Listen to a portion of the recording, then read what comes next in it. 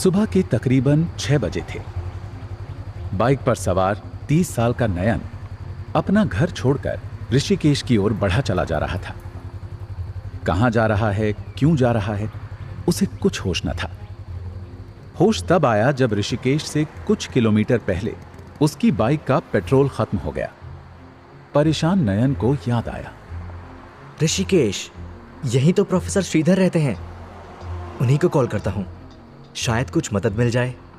श्रीधर शुक्ला उसके engineering institute IIT Kanpur के retired physics professor, उसके गुरु, उसके मेंटोर, जो यहां अपनी स्पिरिचुअल जर्नी के लिए आए थे और फिर यहीं बस गए थे।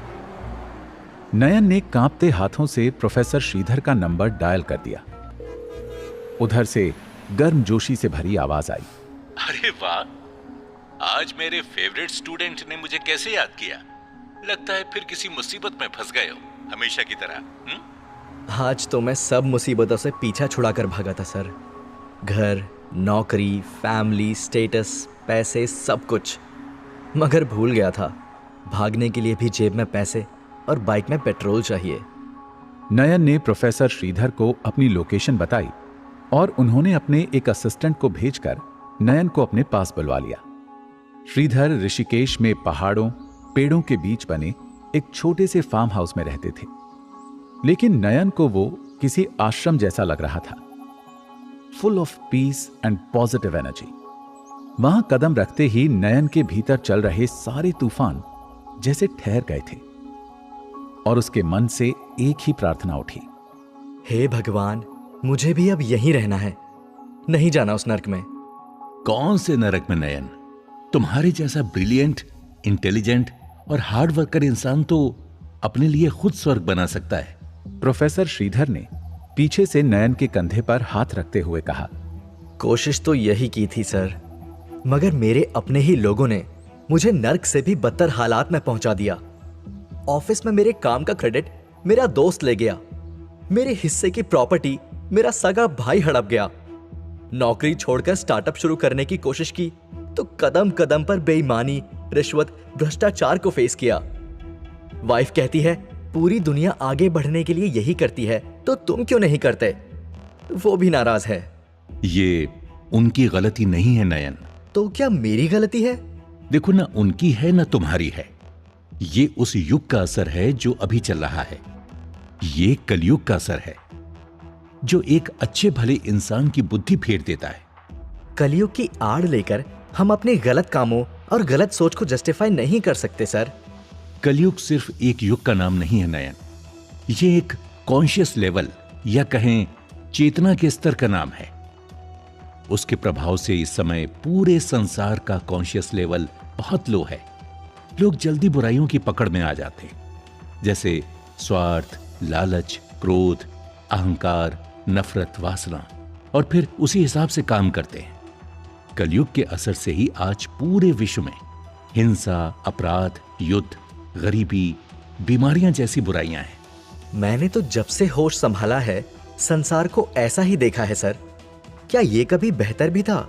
बिल्कुल था नयन। एक समय संसार ऐसा था जब यहां किसी भी तरह के पाप, झूठ, बुराई, बीमारी, हिंसा वगैरह नहीं थी। लोग सत्य, धर्म, मर्यादा से भरा निस्वार्थ जीवन जीते थे। दूसरों के लिए करुणा, प्रेम, दया रखते थे। वो सतयुग का दौर था। उस समय संसार की कॉन्शियसनेस अपने हाईएस्ट लेवल पर थी। ओह, काश मैं उस समय पैदा हुआ होता। तुम उस समय भी थे नयन। वो युग कभी ना कभी तुमने भी एक्सपीरियंस किया है अपने किसी न किसी पास्ट बर्थ में, और आगे भी करोगे। देखो, जैसे जैसे युगों का साइकिल चल रहा है वैसे वैसे हम आत्माओं का भी साइकिल चल रहा है। हम ही तो हैं जो हर युग में नया शरीर धारण कर जीते हैं। सिर्फ हमें वो सब याद नहीं रहता। लेकिन बहुत से लोगों ने मेडिटेशन के हायर स्टेट में और पास्ट लाइफ रिग्रेशन जैसी टेक्निक से अपने पिछले जन्मों को देखा है और जाना है कि हमारी जीवन यात्रा भी युगों के साथ साथ अनंत रूप से चल रही है। सतयुग में उस वातावरण के प्रभाव से हमारा कॉन्शियस लेवल हाईएस्ट होता है। तब मनुष्य अपने प्योरेस्ट फॉर्म में होता है। फिर अगले युग त्रेता में वो थोड़ा नीचे आता है। फिर उससे अगले युग द्वापर के साथ थोड़ा और नीचे आता है। और फिर चौथे और अंतिम युग कलयुग के साथ वो कॉन्शियस के लोवेस्ट लेवल पर आ जाता है, जैसा आजकल तुम अपने आसपास देख रहे हो। मगर विश्वास रखो, ये समय भी हमेशा नहीं रहेगा। वापस युग बदलेगा और उसके साथ हम इंसान भी बदलेंगे।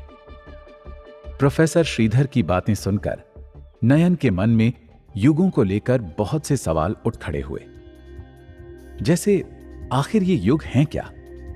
इनको किसने डिफाइन किया? इनकी क्या खासियत है? ये कब शुरू होते हैं और कब खत्म होते हैं? और वो लोगों पर अपना कैसा प्रभाव छोड़ते हैं? युगों की थियरी, मिस्ट्री, अंडरस्टैंडिंग सभी जाननी थी उसे प्रोफेसर श्रीधर से, और वो भी उसके सभी सवालों का जवाब देने के लिए तैयार थे। आपको भी नयन की तरह युगों के रहस्य समझने हैं, तो चलिए हमारे साथ अगले एपिसोड पर।